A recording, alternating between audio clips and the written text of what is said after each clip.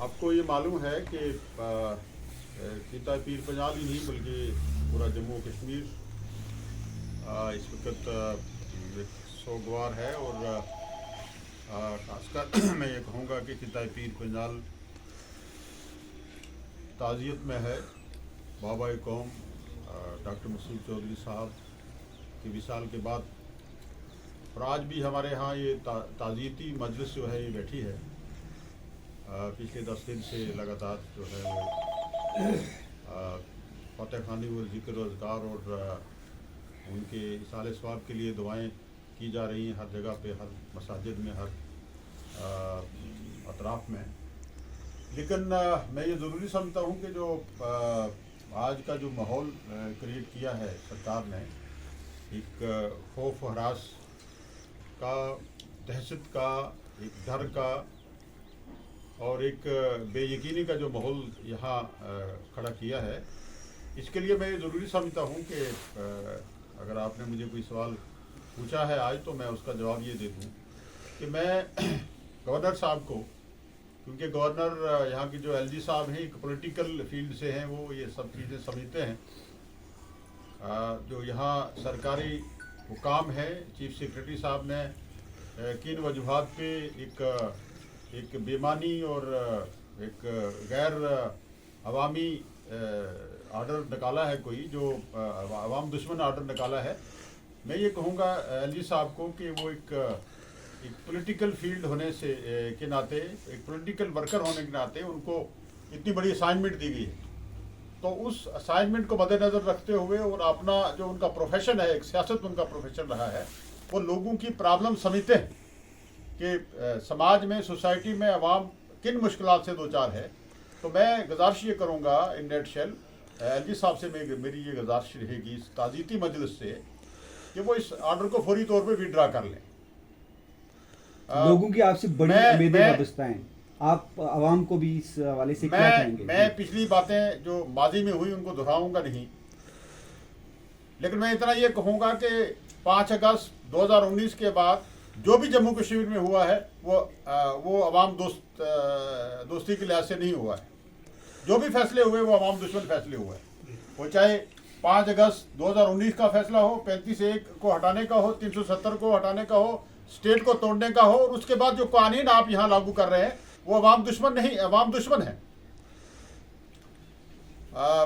लोगों का सब्र का पैमाना कितना जा चुका है क्या कहूँ, उसमें भी मैं कुछ नहीं कहूँगा, क्योंकि अभी तक हम शायद जो हमारे साथ हो रहा है हमने उसका बेहतर ढंग से जो जवाब जो मौजूदा सरकार चाहती है वो अभी हम दे नहीं पाए। लेकिन शायद मैं समझता हूं कि शायद आपकी बार उनको ये जवाब मिल जाए। इस स्टेट लैंड पर नेशनल कॉन्फ्रेंस का स्टैंड क्या है? मैं ये कहूंगा, मैं वही बात कहने जा रहा हूं कि आपने रोशनी एक्ट के तहत एक कैबिनेट के फैसले को आपने रिजेक्ट किया, कैंसिल किया, नल एंड वाइड किया, और जब आपने वो लिस्ट देखी और फिर गवर्नमेंट खुद जो है रिव्यू के लिए वहां गई, इस ऑर्डर को फौरी तौर पे विड्रा करें। मैं अवाम में पीर पंजाल को ये गुजारिश करूंगा कि इंशाअल्लाह ताला हम बड़ी से बड़ी कुर्बानी देने के लिए आपके लिए हम आपके साथ हैं, और सरकार को मुतरबे करूंगा और लोकल एडमिनिस्ट्रेशन को भी मैं कह दूंगा कि वो खबरदार रहें। कोई भी ऐसी शरारत अगर करेंगे तो लॉ एंड ऑर्डर खराब होगा, लॉ एंड ऑर्डर खराब होगा, जिम्मेदार जो है सरकार होगी, एडमिनिस्ट्रेशन होगी। शुक्रिया, बहुत बहुत मेहरबानी। और तीसरी बात ये मैं कहूँगा कि वो जो रोशनी एक्ट के तहत जो फैसला हुआ था, वो अभी जो रिसेंटली हाई कोर्ट ने कोर्ट से एक जजमेंट आई है कि आप ठीक है उस पर आप इंक्वायरी कीजिए। जो बड़ी कीमती जगह जो है, अगर छोटे रेट पे अगर लोगों ने उसमें वो ले ली है तो उसको बढ़ाया जा सकता है, उनसे पैसा लिया जा सकता है। लेकिन आप नल एंड वाइड करा देंगे। जो सदियों से लोग स्टेट लैंड पे रह रहे हैं, जो सदियों से लोग जो हैं जिन्होंने अपना जिंदगी का जो एक सदियों से बसर कर रहे हैं, और माश का एक जरिया जो है वो स्टेट लैंड है लोगों के पास, आप वहाँ बेदखल करने जा रहे हैं। तो ये मैं कहूँगा कि लॉ एंड ऑर्डर की जो बगाड़ने की कोशिश जो सरकार, मौजूदा सरकार कर रही है, और ये सिर्फ इसलिए कर रही है, आप इलेक्शन को डिले कर रहे हैं कि आप ये कहेंगे कि यहाँ हालात ठीक नहीं है। हालात खुद खराब कर रहे हैं आप लोग। सिक्योरिटी की यहाँ प्रॉब्लम है, डेवलपमेंट का फुकदान है, बेरोजगारी है, और लॉ एंड ऑर्डर की आप प्रॉब्लम क्रिएट कर रहे हैं। मेरा समझना ये है, मेरा कहना ये है कि ये सब चीज़ें जो है आप एक डेमोक्रेटिक वैल्यूज़ को आपने तबाह बर्बाद किया है।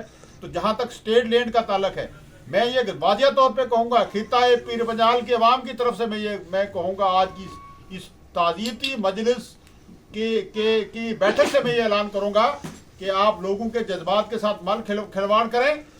इस सब्जेक्ट पे जम्मू कश्मीर का हर बच्चा जो एक प्लेटफॉर्म पे है, वो किसी भी पॉलिटिकल पार्टीज का होगा, और एक आध पार्टी अगर ना भी इसमें साथ दे, लेकिन मैं कहूंगा कि तमाम जम्मू कश्मीर की पॉलिटिकल पार्टी जो है वो एक आवाज में इसकी हमायत में लोग जो है उतरेंगे इंशाअल्लाह ताला। और मैं ये ऐलान करूंगा आज की इस ताज़ीती मजलिस से कि हम लोगों के साथ ऐसा कोई जुल्म सितम नहीं होने देंगे। आपको लगता है कि ये प्रेशराइज बनाया जा रहा है? हम बड़ी से बड़ी कुर्बानी देने के लिए तैयार हैं, हम बड़ी से बड़ी कुर्बानी देने के लिए तैयार होंगे। मैं पीर पंजाल के लोगों से ये कहूंगा कि आप फिक्रमंद ना हो, हम इंशाअल्लाह ताला आपके साथ हैं, आपके शाना बशाना हम खड़े रहेंगे। और सरकार को मैं ये गुजारिश करूंगा कि वो फौरी तौर पे इस ऑर्डर पे रिव्यू करे, और इस ऑर्डर को गवर्नर साहब से, एलजी साहब को मैं गुजारिश करूंगा कि इसको विड्रा कर लें। मैंने सुना है कि होम मिनिस्टर साहब भी आ रहे हैं, हम उनका भी वेलकम करेंगे। और मैं उनसे भी गुजारिश ये करूंगा कि डायरेक्ट होम मिनिस्ट्री जो है इसको देख रही है। पहले तो अभी आपने लॉ एंड ऑर्डर आपके लिए प्रॉब्लम है, मिलिटेंसी जो है बढ़ रही है। आपने ये कहा था 370 तोड़ के हमने मिलिटेंसी को भी खत्म कर दिया, अब 35 को तोड़ के हमने यहाँ जो है डेवलपमेंट्स के और तमाम जो खुशियों के दरिया बहा दिए। सब गलत साबित हुआ है। तो मेरी गुजारिश ये रहेगी, होम मिनिस्टर साहब से मेरी गुजारिश ये रहेगी कि ये जो यहाँ के जो ऑर्डर चीफ सेक्रेटरी साहब ने निकाले हैं, चीफ सेक्रेटरी साहब भी वो आना चाहता है यहाँ, एक अपनी पब्लिसिटी चाहते हैं। मैं ये कहूँगा कि अगर जम्मू कश्मीर में देखा जाए तो सबसे नाअहल चीफ सेक्रेटरी जो है इस वक्त के वो हैं। ब्यूरोक्रेसी पे कोई कंट्रोल नहीं है। ब्यूरोक्रेसी पे आप देख लीजिए कि इतनी करप्शन है, सिस्टम में इतनी करप्शन है।